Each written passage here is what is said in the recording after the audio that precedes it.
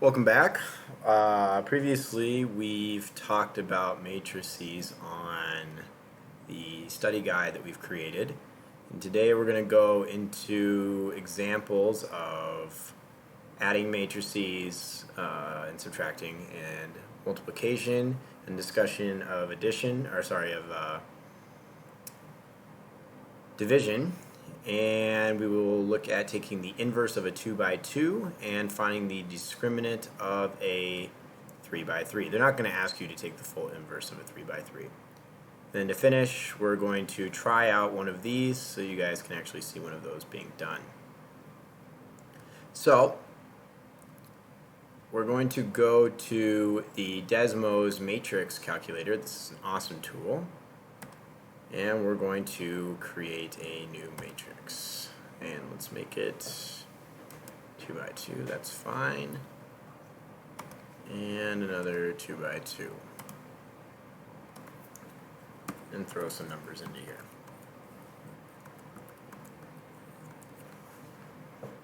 Okay. So when we add matrices, as we're going to go over first, we take the place value in one matrix, and for the exact same position, we add those two numbers together. So let's give that a shot. If we're going to do A plus B, we're going to come up with 2 and 4 is 6, 5 and 3 is 8, 4 and 2 is 6, and 8 and 4 is 12.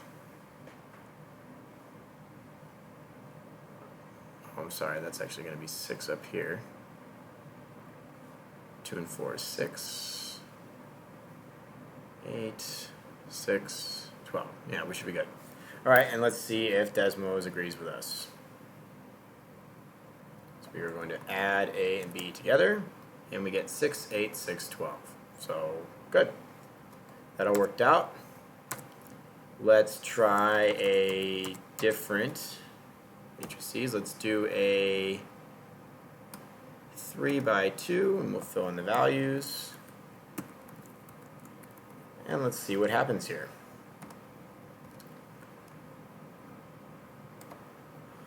So, if we are going to add A and B together in this case, we have 2 and 1 is 3, 5 and 4 is 9, 4 and 5 is 9, 8 and 4 is 12, and then, so the rule that we're trying to show here is that matrices, when we're doing addition or subtraction, they have to be the same number of rows and same number of columns in both, or it will not work.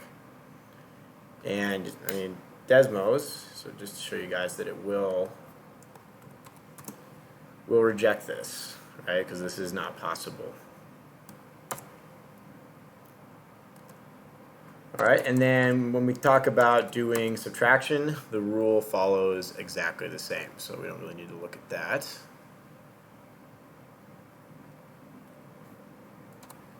Go into multiplication. So let's create a 3 by 2, that's fine.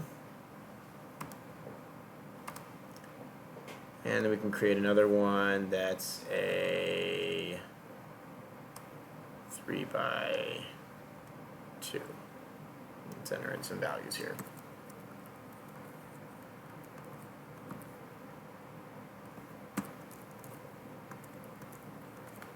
Okay. So we are going to multiply A and B. Another way to say this is we are pre-multiplying B by A. And we are going to, so 4 times 1 is going to be 4. Then we're going to take 3 times 3 is 9. So remember that what we do here is we're multiplying the top row by each column, and then that will represent the first row of our new matrices, or our new matrix. So we have to go to the next column now. 4 times 5 is 20, and 3 times 2 is 6. A little more clear.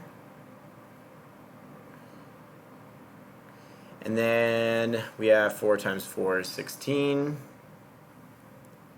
and 3 times 1 is 3.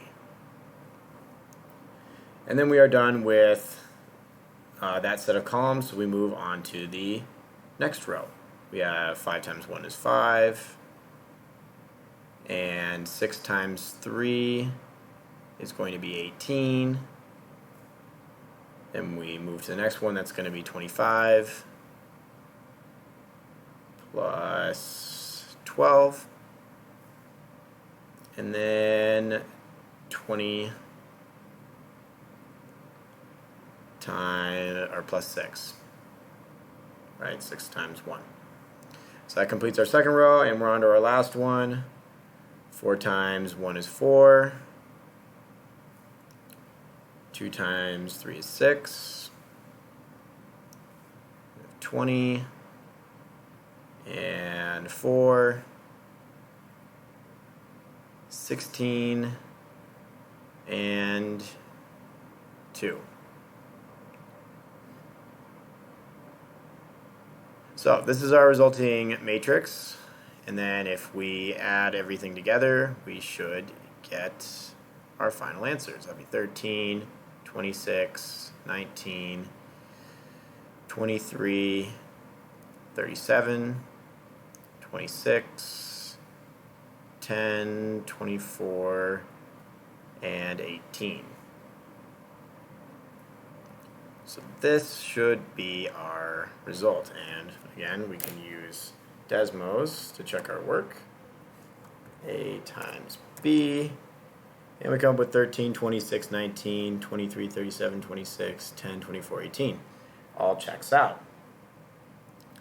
So what happens if we try to multiply B by A? That our answer is going to be different. So even when our multiplication does work, in the sense that it can be done, we'll still get a different answer. And then, just like the rule states, if the number of columns in the first matrices doesn't match the rows in the second, then it won't generate a result at all.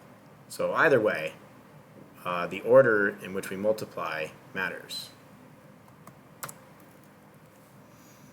Okay, so let's take a look at a 2 by 2 matrices, or matrix, and we'll see if we can come up with an inverse.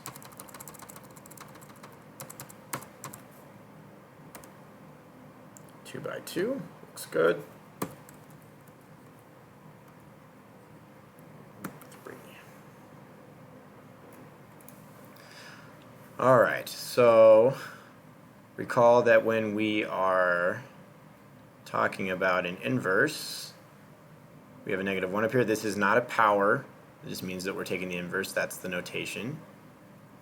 Then we can say that our matrix is A, B, C, D.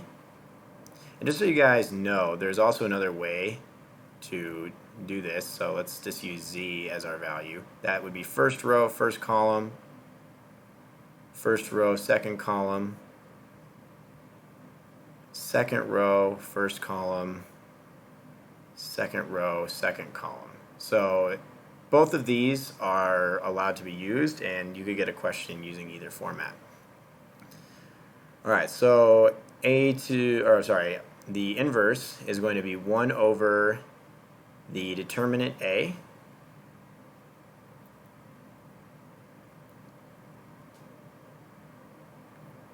times D, negative B, negative C, A. And then also note that there's another, so this symbol, not the absolute value, same thing as the determinant. Alright, so let's work this thing out. We're going to find our determinant first. To do that, let's use our new notation. is equal to D times A, so that's going to be 6 minus B times C, which is going to be 4.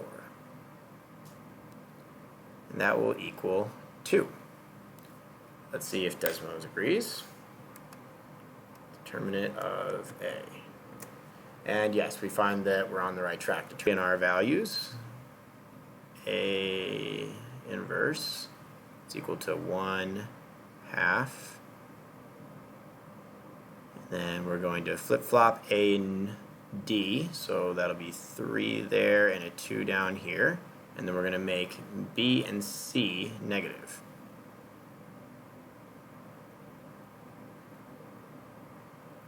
And multiply through. So that's going to become 3/2. 1/2 times -4, that's going to become -2. And this value is going to become, I should have moved that slightly over so it's not confusing, -1. So -1 times 1/2 is going to be -1/2. And 1/2 times 2 is going to be 1. So this is our result. We can check that in Desmos as well. The inverse of A is 1.5, correct? -2, -0.5, and 1. So we're good to go on this one.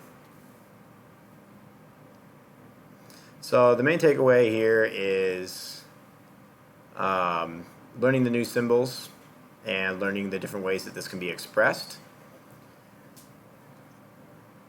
And then also know that if the determinant is 0, there is no inverse, because obviously 1/0, we're not allowed to take that. So now let's go on to finding the determinant of a 3×3.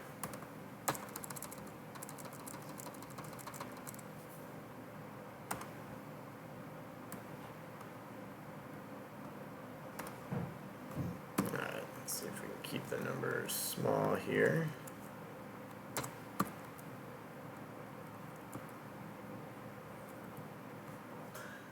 To take the determinant of a 3×3 matrix, we are going to use this idea. So if let's define our matrix as A equals A, B, C, D, E, F, G, H, I. If that's the case, then we're going to do A. So how this works is we're going to take the top row, and A will get these bottom right 4, B will get the outside 2, and C will get the bottom left 4. So we're going to have A times E, F, H, I minus B times D, F, G, I, and then plus C times D, E, G, H. That's right. So these four, these four, these four. Good. And then notice that it goes positive minus positive. So it's going to continue along those lines for larger matrices. So let's plug in our values then. So I can leave that up there. So the determinant of A is equal to 2, 4, 2, 2, 4 minus B, and then D, F, G, and I plus C, which is 1. And then D, E, G, and H.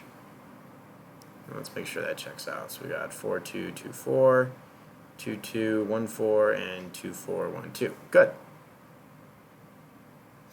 When we multiply this through, we're going to do what we did with the 2 by 2 matrix. We're going to do AD minus BC. So let's do that. We've got 2 times 4 times 4 is 16 minus 4. And then we have minus 3 times 2 times 4 is 8 minus 2 plus 1 times 2 times 2 is 4 minus 4.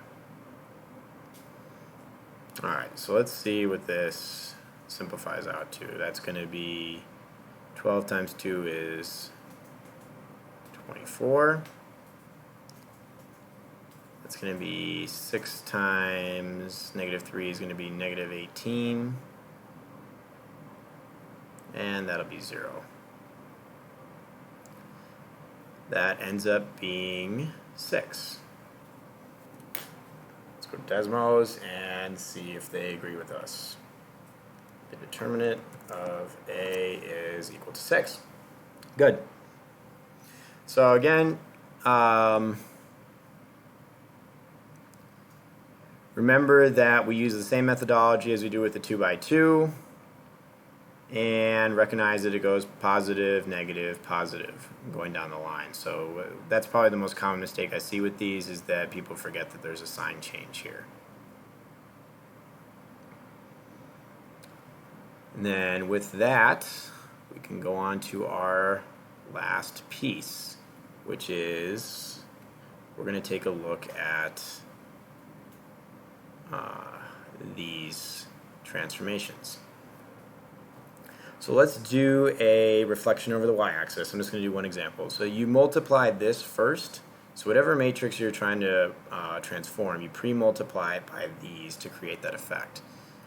So we'll do a real easy one. If we have points 1, 1, and 2, 3, and these are creating a line segment for us, we can define this matrix as the x values, the x values over their y values. So let's throw this into Desmos. We've got 1, 1, and 2, 3. Oh, sweet. It's the same one I was working on earlier. Okay, so we're then going to go back to our sheet, and we're going to use this reflection over the y-axis. So we're going to pre-multiply it, and it's going to be negative 1, 0, 0, 1.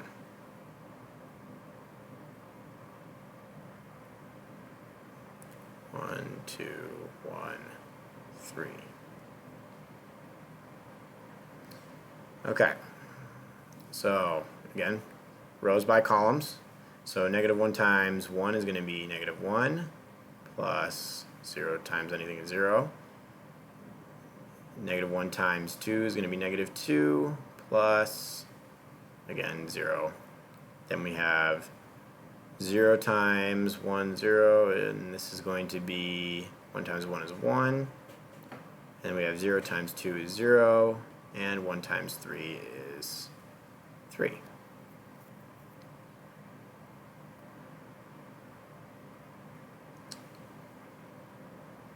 Okay. So let's simplify this all out, and we get 1, negative 2, 1, 3. So that is actually points, that's the negative 1. It's going to be negative 1, 1. And the second point is going to be at 1, 3. Oh, whoops. No, I used the wrong point. So the second one is going to be at negative 2, 3. Alright, let's go to Desmos and see if that works. So we're going to create another line segment with negative 1, 1. Put this into a table and put our second value of negative 2, 3. So this is a really helpful tool just in general. You can input points in this table, then if you hold your mouse down, this all pops up and you can create a line, and you can say that you want to be able to drag it as well. So first of all, we do see that the reflection over the y-axis did work. So from the matrices point of view, we are done there. But I want to show you this while I've got it open, that we can drag our function and move it around, or not our function, but our line segment, and it will dynamically change the tables. And this is just another way you can utilize Desmos. So with that, I think we're good. Thank you.